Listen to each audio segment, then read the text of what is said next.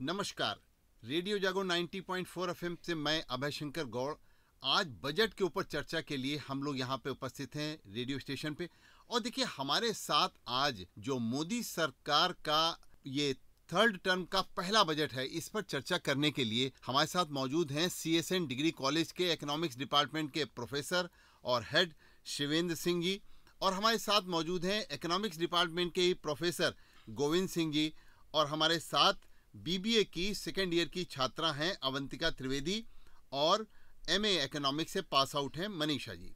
तो आइए, ये सब लोग आज यहाँ पर चर्चा के लिए हैं कि अभी अभी जो मोदी सरकार का बजट संसद में पेश हुआ है, निर्मला सीतारमण जी ने जिस तरीके से इसको पेश किया है, और जिसमें भारतीय जनता पार्टी ने जो अभी लोकसभा चुनावों में लोगों से वादा किया था, सबका साथ सबका विकास, तो किस किस लोगों का विकास हो रहा है, कौन कौन लोग इस बजट से सद रहे हैं और कौन कौन के अंदर अभी भी बजट से निराशा है।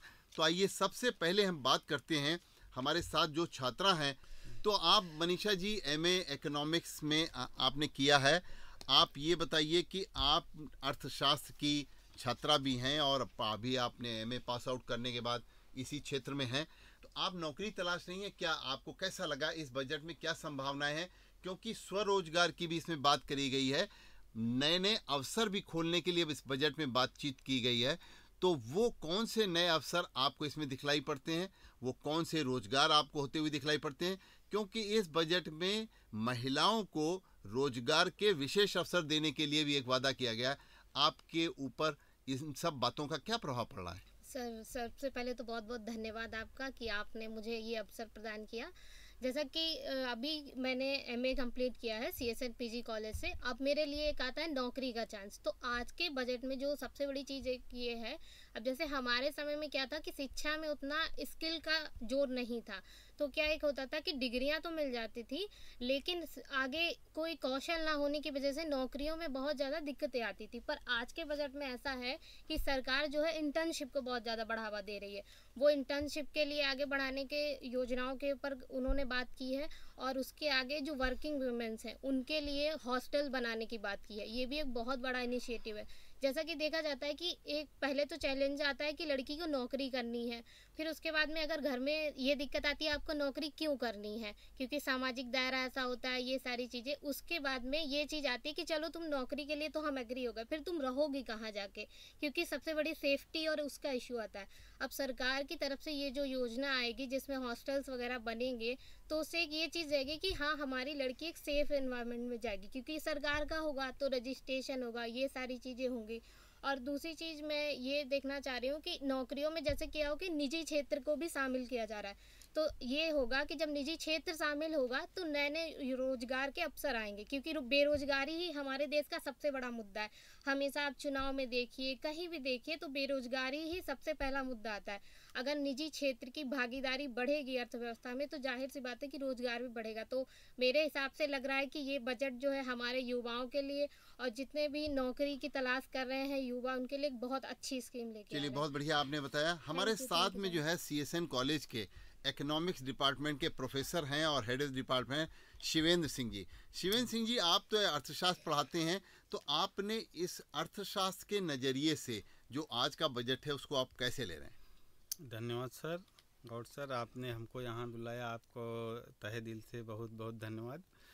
ये मोदी सरकार का जो थर्ड बजट है, तीसरे टर्म का फर्स्ट बजट है, इसमें उन्होंने बहुत ही दूरदर्शिता भरी नज़रों से इसको बजट को पेश किया है। जैसा कि हम देखते हैं, इसमें उन्होंने लॉन्ग टर्म स्ट्रेटजी और शॉर्ट टर्म स्ट्रेटजी दोनों पे फोकस किया। तो लॉन्ग टर्म क्या आपको दिखलाई पड़ रही है? जैसे मोदी सरकार का एक लक्ष्य है कि 2047 तक हम विकसित भारत बने। जैसे आज वर्ल्ड लेवल पे पश्चिमी यूरोप के देश हैं या अमेरिका है, जापान है, सब विकसित देशों में की कैटेगरी में आते हैं, क्योंकि वहाँ पे ह्यूमन डेवलपमेंट इंडेक्स उन लोगों का बहुत ज़्यादा है और हम लोगों से बहुत बेहतर है। इस बजट में सरकार ने अभी, जैसे मोदी जी ने बजट में कहा भी है अपने सत्र में, कि लगभग 25 करोड़ जो गरीब हैं वो गरीबी रेखा से बाहर आए हैं।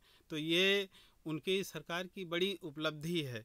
उनका टारगेट है कि हम दुनिया की इस समय 5वीं बड़ी अर्थव्यवस्था हैं और 2029 तक हम तीसरी बड़ी अर्थव्यवस्था बन के उभरें, तब जाके देश जो है अपना बहुत ही प्रोग्रेस करेगा। और जो अनएम्प्लॉयमेंट की समस्या हैं, गरीबी की, माल न्यूट्रिशन की प्रॉब्लम है, इंफ्रास्ट्रक्चर में सरकार ने पिछले बहुत अच्छा काम किया है। इसी बजट में लगभग 12 लाख करोड़ रुपए इसमें इन्वेस्ट किया है, जो देश की जीडीपी को बहुत ज़्यादा ऊपर उठाएगी और रोजगार के बहुत सारे असीम अवसर पैदा तो करेगी। कहिए, आपको इसमें बहुत संभावनाएं आज के बजट में लगी, तो जी, जी। ये बताइए गोविंद सिंह जी, आप भी अर्थशास्त्र के ही प्रोफेसर हैं सीएसएन कॉलेज में, आपको क्या संभावनाएं दिखलाई पड़ रही हैं टैक्स के हिसाब से? धन्यवाद सर, बहुत बहुत धन्यवाद आपका, जो आपने मुझे यहाँ पर आने का अवसर प्रदान किया। देखिए सर, हम लोग एक अर्थशास्त्री होने के नाते थोड़ा सा अर्थशास्त्र की भाषा में समझने का प्रयास करते हैं। एक अर्थशास्त्री रहे, उन्होंने एक स्टेटमेंट दिया था कि एक पियानो या ओवरकोट मेरे लिए तभी इम्पोर्टेंट है जो मुझे प्राप्त हो। समस्या सबसे बड़ी चीज़ वेतनभोगी वर्ग के लिए ये है कि इसमें सरकार ने क्या किया, स्टैंडर्ड डिडक्शन 50,000 से 75,000 कर दिया है। ठीक, इसमें काफ़ी लोगों के लिए थोड़ा एक आसान्वित पहल नज़र आ रही होगी लोगों को कि 50,000 की जगह हमें 75,000 रुपये स्टैंडर्ड डिडक्शन हो जाएगा, तो 25,000 रुपये में जो टैक्स नहीं देना पड़ेगा, तो उसमें लोगों के जेब में कुछ पैसे आएंगे। लेकिन साथ ही सरकार ने एक नया योजना लाई है जो एनपीएस को 10% से उसको 14% करने का प्रयास किया है। और जितना भी वेतनभोगी वर्ग है उस समय सबसे ज़्यादा एनपीएस को लेके उसमें एक प्रभावशाली मुद्दा बना के खड़ा है।